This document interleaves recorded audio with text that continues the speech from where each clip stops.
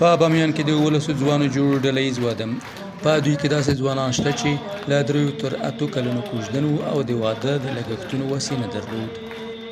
عروسی های مثلا در منطقه و اصلاح در روستا برگزار میشه، اینا سبب شده که خیلی جوانان نتونه ازدواج کنه و ما خیلی خوشحال هستیم. آغاز زندگی مشترک است، باید خوشحال باشیم. ما به عنوان یک بچه مسلمان آرزو داریم که شروع ما با نام خدا با کلام خدا باشه و امروز این خوشحالی و این آرزوی ما بود که به وقوع پیوست و خوشحالی خود را نمیتوانم بیان کنم.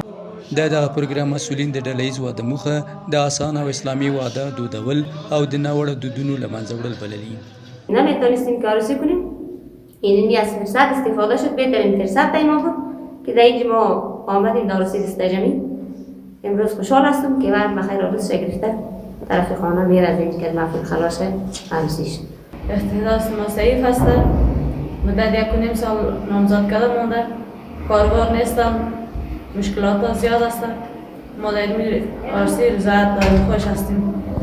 د دغه نننی واده لګښت د کوثر القرآن خیریه بنسټ لخوا ورکړل شوی دی. 17 تا زوج جوان اینجا ثبت داشتیم چون گنجایش نداره اینجا بیشتر از این و الا شاید توفیق می داشتیم بیشتر و بهتر عروسی های تعداد جوان های دیگر هم برگزار میکردیم. کوثر القرآن خیریه بنسټ کابل او بامیان ولایتونو کې په څه د پاسه یو کال کې 12 ډله ییز ودونه ترسره کړي دي.